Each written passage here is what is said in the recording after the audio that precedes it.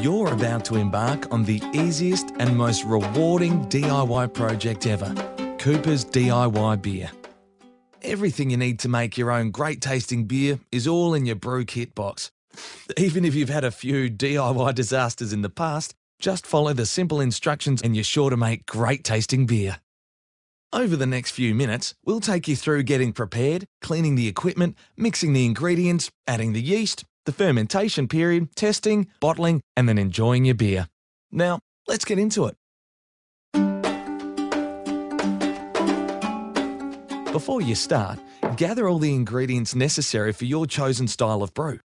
Pay particular attention to ingredient best before dates. The fresher the better. Only use water that's free of chlorine odour and is acceptable for drinking.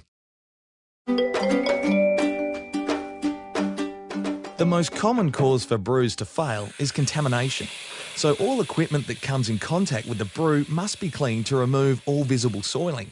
Make sure the tap is removed, disassembled and cleaned.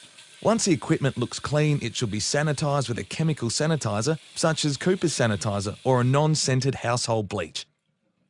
The first time you use your kit, you can just rinse it in hot water. Just remember, whenever you're cleaning your equipment, only use a soft cloth that won't scratch it. Once everything is clean, you can connect your tap, put on your thermometer strip, and you're ready to go.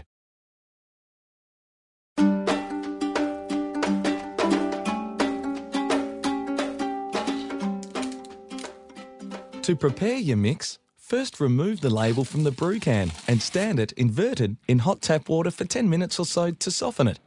We invert it because that's the end we'll be opening. While the can's warming, pour dry ingredients into the fermenting vessel and add 2 litres of hot water to dissolve. Once the brew can is ready, grab it with a tea towel, open it, pour it in and mix thoroughly. Then add water to the 20 litre mark. Give it a stir and check the brew temperature. To get the brew temperature in the 21 to 27 degrees Celsius range, top up to the 23 litre mark with cold or hot water as required. Getting the temperature right is important, so you might want to do a wet run without ingredients first.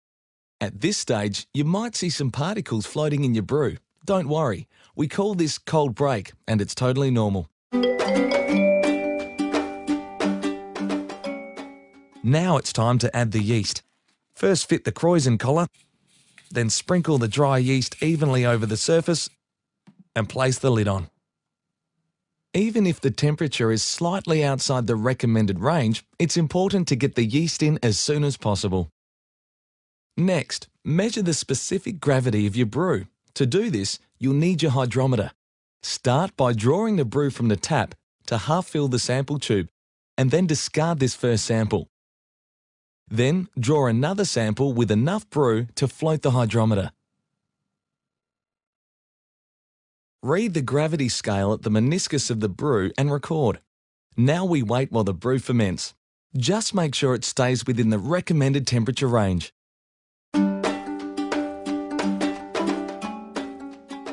After 12 to 24 hours, you'll know that fermentation is underway because you'll see foam beginning to occur and the brew becoming cloudy.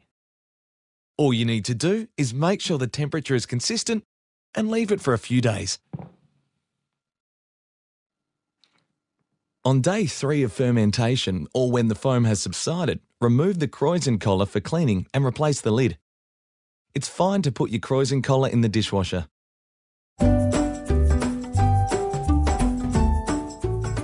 On day 6, draw another sample out and measure the specific gravity again. If your sample is too foamy, you may need to degas it. Test the specific gravity each day. Final gravity is reached once specific gravity is stable 2 days in a row. This means your brew is ready to bottle. At this point, we recommend you try your brew to check if it tastes and smells okay. If so, you're good to go.